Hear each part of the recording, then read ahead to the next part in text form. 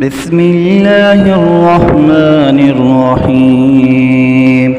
اقرأ باسم ربك الذي خلق خلق الإنسان من علق اقرأ وربك الأكرم الذي علم بالقلم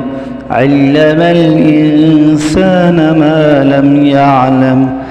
كلا إن الإنسان ليطغى أن رآه استغنى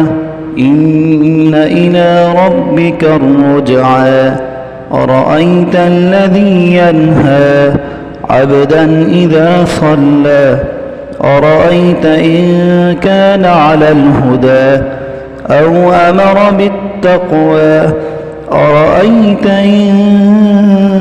كذب وتولى ألم يعلم بأن الله يرى كلا لئن لم ينته لنسفعا بالناصية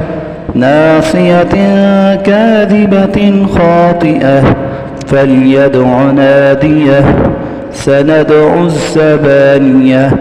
كلا لا تطعه واسجد واقترب